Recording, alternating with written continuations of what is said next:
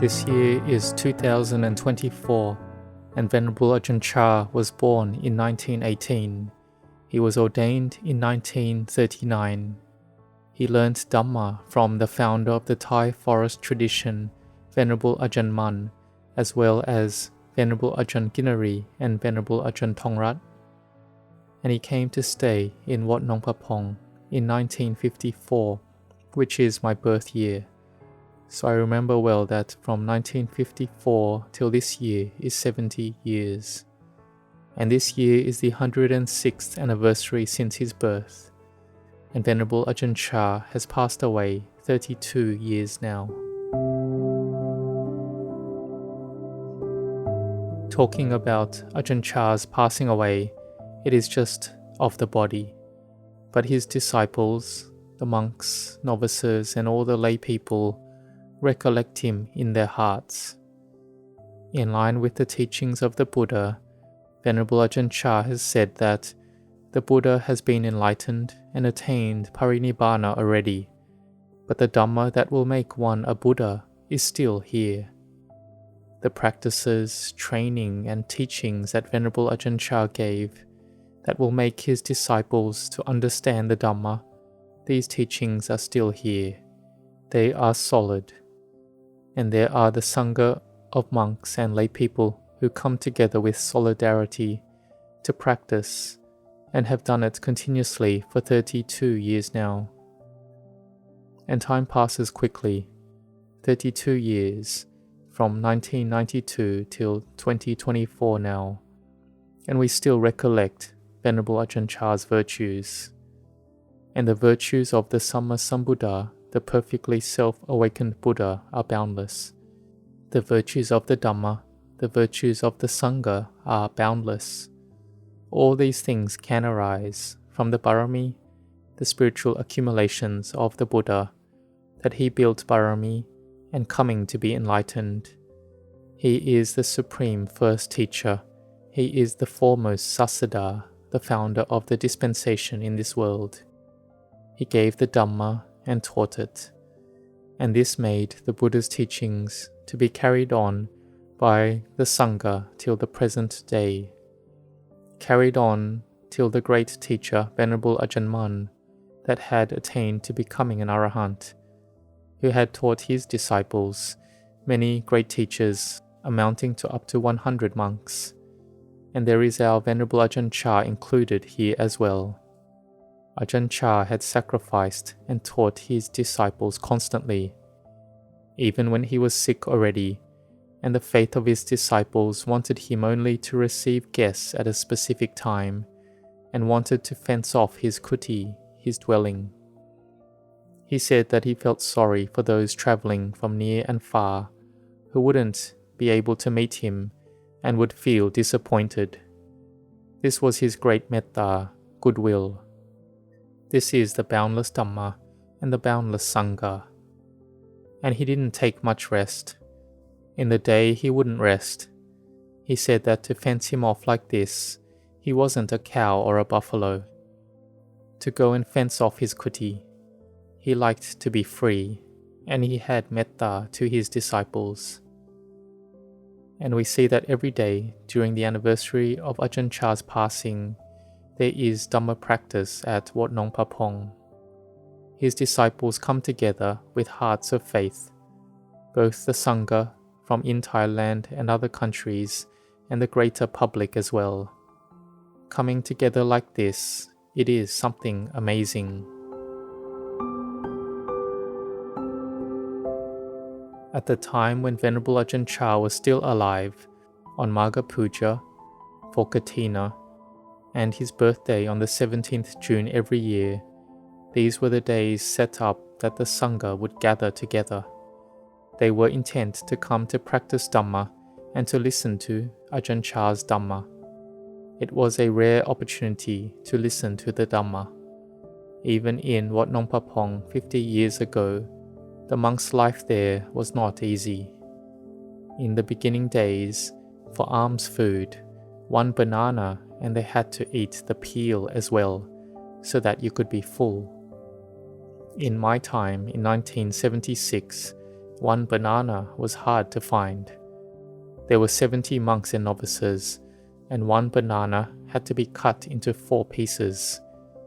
It wouldn't get to be enough for one banana for one monk. It would be one banana shared between 4 monks.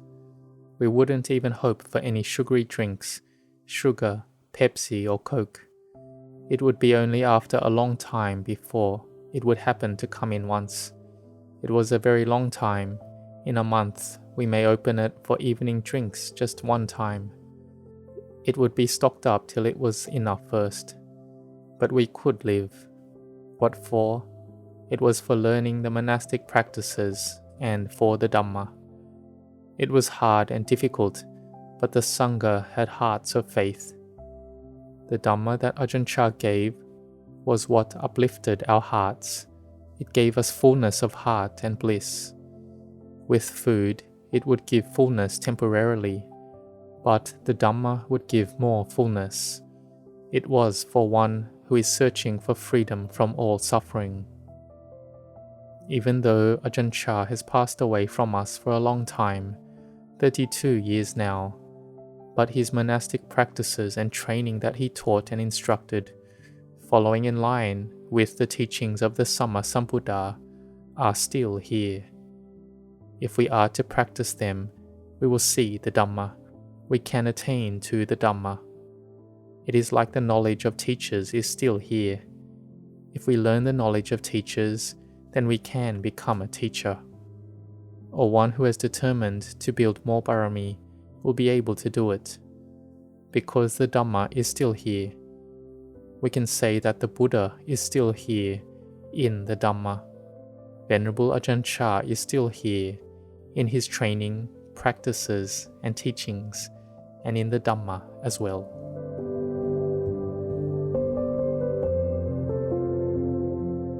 So all the faithful laity that practice this year, may you feel proud that our Ajahn Chah has practiced well already, practiced rightly, practiced appropriately, practiced to be free from suffering already. He is an incomparable field of merit with no equal. Our faith has confidence with full strength of heart. When we have this confidence, then we practice diligently following his easy to understand teachings.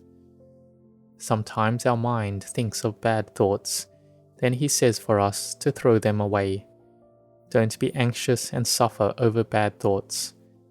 Good thoughts, we pick them up and act following them. In our mind, there are all sorts of things, like the trees in the forest. There are straight trees and bent trees. So we choose the trees that are straight to use as posts for our house. We have to be intelligent to choose the trees. We have to be intelligent to watch the mind and to look after the mind. Our mind has many things. What is no good, we throw it away. What is good, we practice it. Don't be anxious. Don't attach to it as being our thoughts. When we attach to it as our thoughts, then we don't want our mind to think bad thoughts, which isn't possible. When we begin to know about wrongdoing and bad karma, then we just want to do only good. To abandon wrongdoing and to do merit by way of the body and speech, we can do it. But by way of the mind, we can't just be determined. Because our mind is scattered, going with all the sense and mental objects. Here we have to have effort and diligence. Develop goodness till it is complete. We have a meditation object. We keep sila, the moral precepts. And the benefit of sila is that it will bring up samadhi, concentration. When samadhi is firmly established, it will progress to wisdom. We will understand into the Dhamma. We will understand into conventions, into conventional reality. Then liberation can arise. Our body, made up of the 4 elements, was born and it has no name. It never had a name before. They give it a name. Our parents give us a name so that we can know what to call this person. but in reality, it's not like that. But after we use that name for a long time, we really become that name. We feel that we are deluded by conventions. But Ajahn Chah has said, there's a cup of water, and he tells us, pick up that spittoon over there. We feel like it's not right, because he is calling the cup a spittoon. The convention has changed. Imagine it has been called since the beginning that the cup is a spittoon. Our spittoon is called a cup, or it can be called any name. If we know it deeply, then it is the 4 elements. Our body, we give it a new name. We call ourselves another name, any name, Mr. A. Then they will call us Mr. A or Mr. B, like that. In reality, there isn't anything. There isn't anything here means it is anicca, dukkha, anatta, impermanent, unsatisfactory, and not self. If we see it as having something, having a self, having this or that, then we get it and we are delighted. And if we lose it, then we will suffer. We will be upset. So the mind that clings onto a thing will all be the cause for suffering to arise. But Ajahn Chah taught with wisdom, for us, if we cling onto something.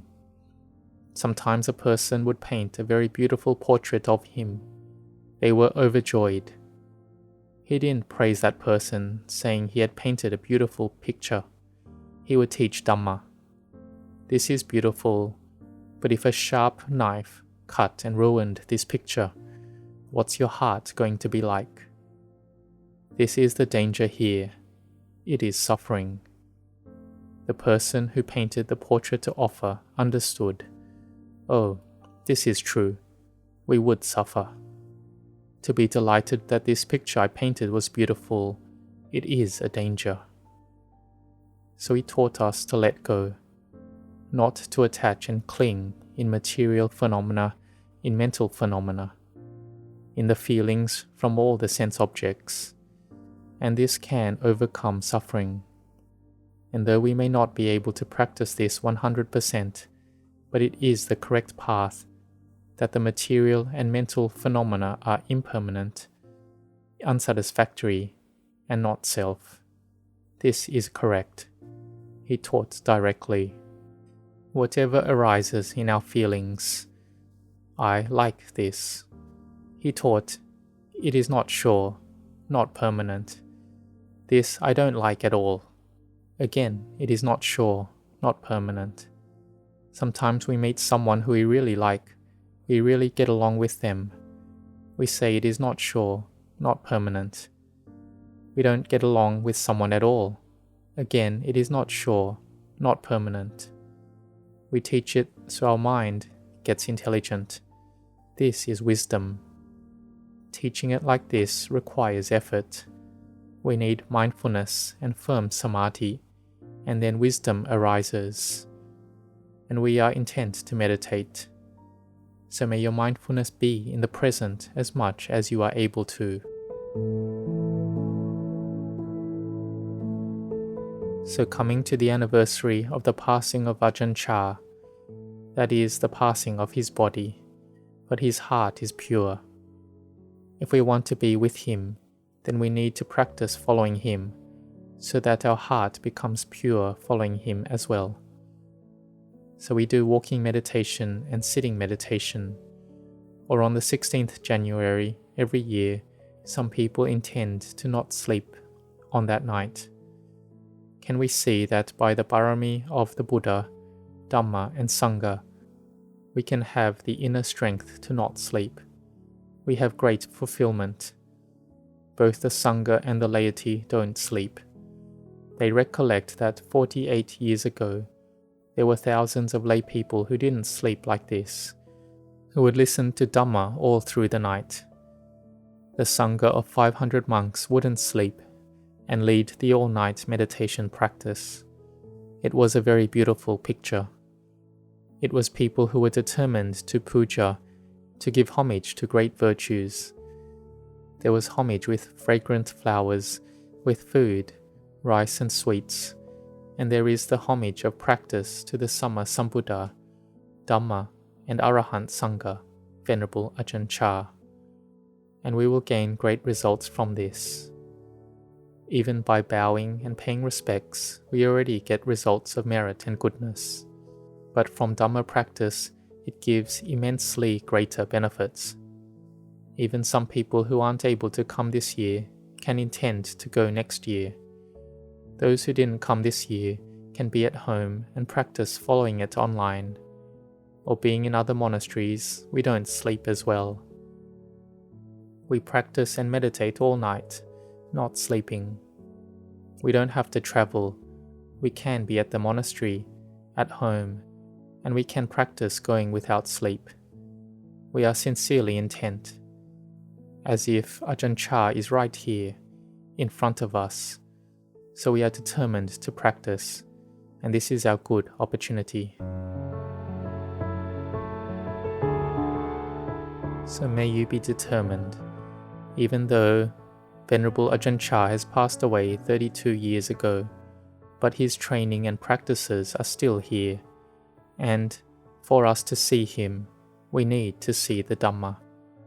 The Buddha said that whoever sees the Dhamma sees me, the Tathagata.